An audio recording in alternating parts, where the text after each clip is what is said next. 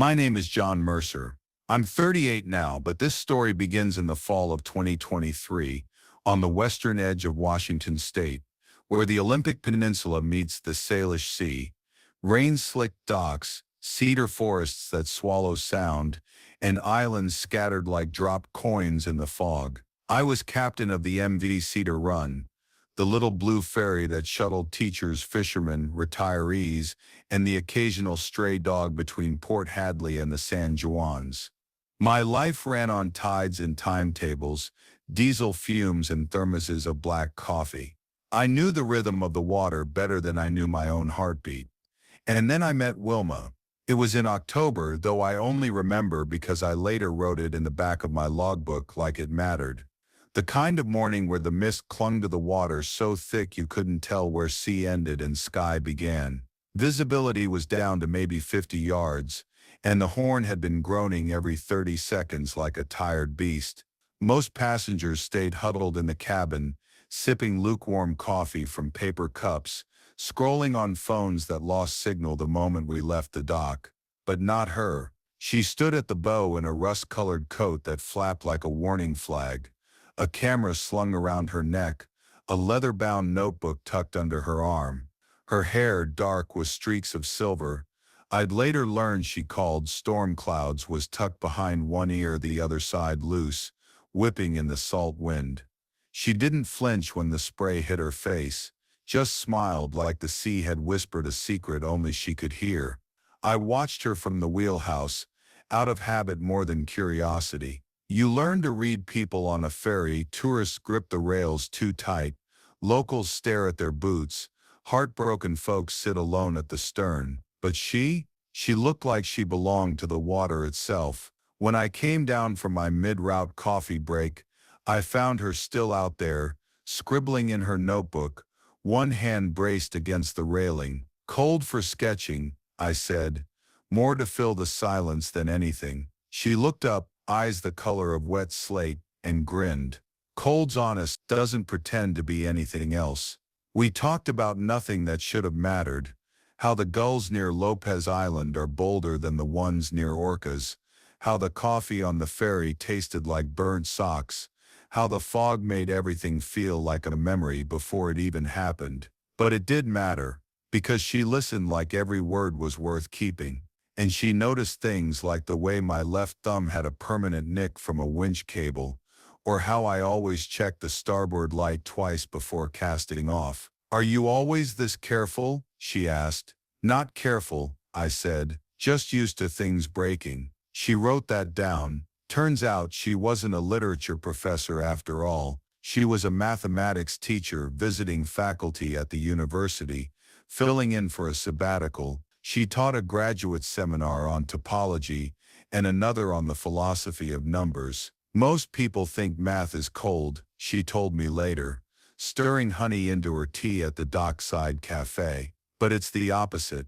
It's about connection, about how things fit together, even when they seem impossibly far apart." I laughed. "You're telling me equations are love letters?" "In their own way," she said, eyes bright.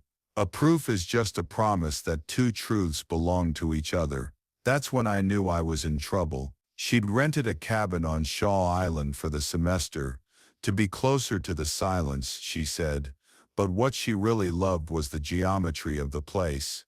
The way light fractured on the water at dawn, the Fibonacci spirals and pine cones along the trail, the perfect parabola of a gull's dive. She carried her camera not just to capture beauty, but to find patterns. "The world's full of hidden symmetries," she'd say.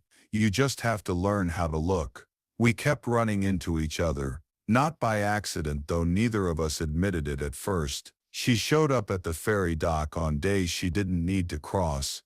"Just felt like a ride," she'd say, though her class was on the mainland. I started taking the 6:15 a.m. shift even when it wasn't mine, just to see her board with her thermos, and that same rust coat steam curling from the lid like a signal flare. One night, during a rare dockside jazz set at the Salty Crow, a place where the piano keys stuck and the bartender knew everyone's poison, she sat next to me and didn't say a word for 3 songs. Then, during a trumpet solo that sounded like a storm breaking, she leaned in and whispered, "You ever feel like your life's been written by someone who doesn't know you?" I laughed.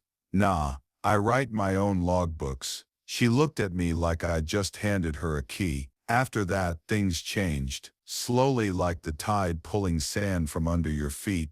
You don't notice you're sinking until you're knee-deep. She started riding ferries she didn't need. I started leaving the wheelhouse during calm stretches just to sit with her on the upper deck. I taught her how to tie a bowline, the knot that won't slip even when it's wet, and how to read the clouds for rain. She taught me that tides follow lunar cycles with mathematical precision, that every swell has a wavelength, that even chaos has a shape if you know how to graph it. She sketched me once asleep in my cabin chair, boots still on, cap pulled low. "You look like you're dreaming of somewhere else," she said. "I'm not," I told her.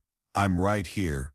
And I was. For the first time in years I felt anchored. She moved her books into my cabin, a tiny salt bleach shack perched on pilings at the edge of the harbor. Not novels but dense texts with titles like Differential Geometry and The Art of Logical Thinking. I built a shelf for them, crooked as hell, but she hung fairy lights above it and called it our theorem wall. She cooked paella in a dented pot she'd brought from Spain, filling the room with saffron and smoke. I'd never had anyone cook for me regularly.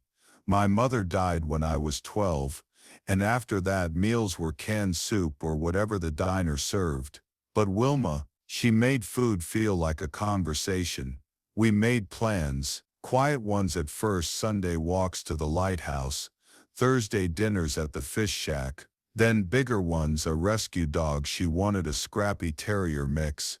I was leaning toward a calm old lab, a trip to her family's olive grove outside Granada next summer, maybe even buying a place together on Lopez, somewhere with a view of the water, but roots in the earth, she said. I started believing in a future that wasn't just diesel and departure times. Then came the letter, not hers, mine, an offer from Inland Waterways Europe fleet coordinator for their Danube and Rhine operations, based in Vienna, salary triple what I made, benefits, stability, a real career path, no more 4 a.m. wake-ups, no more salt rotting your boots, no more watching islands disappear in your wake. I showed it to her over wine, local Pinot, cheap but honest. She read it twice, then set it down gently, like it might shatter. "You should take it," she said. "I don't want to leave you." "You're not leaving me," she said, touching my wrist. "You're choosing yourself, and I love you too much to ask you to stay small for me." So I took it. We promised to make it work. Letters, video calls, weekends when I flew back. She tucked ferry tickets into envelopes like breadcrumbs. "Come home soon." I mailed her postcards from river towns with names I couldn't pronounce, scribbling lines like "The Danube is wide, but it doesn't sing like the Salish." For a while it held. But time zones are thieves. They steal your mornings and give you someone else's midnight. Conversations got shorter. "How was your day?" became "Did you get my email?" Visits got postponed, budget cuts, conferences, a sick relative. The ferry tickets went unused. Her voice on the phone grew thin, like radio static between stations. I told myself it was temporary, that love could stretch across continents if you pulled hard enough. But love isn't rope, it's breath, and breath needs proximity. Then on a February night so cold the harbor froze at the edges, she called. "I met someone," she said. No preamble, just truth, sharp and clean. His name was Tomas, a fellow mathematician. He lived 3 blocks from her campus apartment. He carried her groceries when her back ached from grading papers. He made her laugh in a way that didn't echo. "I still love you," she said, voice cracking like thin ice. "But I can't keep loving a man who only exists in pixels and postmarks. I need someone who's here, John, not just coming back." I didn't beg, didn't rage, just sat on the edge of my narrow bed in a Vienna apartment that still smelled like someone else's life,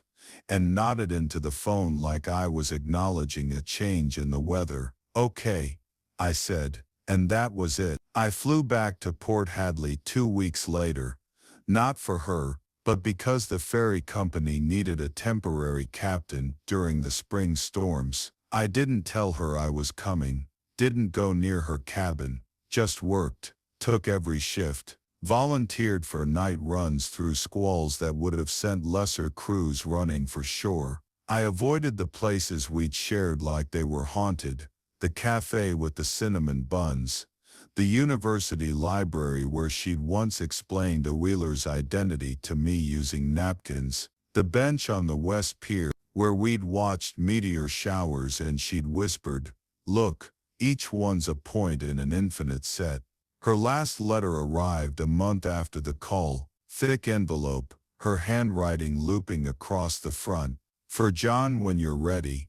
I'm not." It sits in the top drawer of my nightstand, yellowing at the edges, sealed like a promise I can't keep. 3 years now. I saw her wedding photo on a mutual friend's Instagram, white dress, olive trees, Tomas holding her hand like it was the most natural thing in the world. She looked happy, not the wild wind in her hair joy I knew, but something quieter, settled, rooted. Some mornings when the mist rolls in off the Salish Sea and the water's so still it mirrors the sky, I swear I feel her beside me on Cedar Run's deck, not as a ghost, just a presence, the warmth of her shoulder against mine, the scratch of her pencil as she sketches the horizon, the way she'd hum old Spanish lullabies under her breath while solving equations in the margins of her notebook. I never came back to her with stories, but I carry them anyway. Because a ferry captain doesn't get to stay, he moves between shores, always leaving, always arriving, never belonging to either. And maybe that's the real tragedy.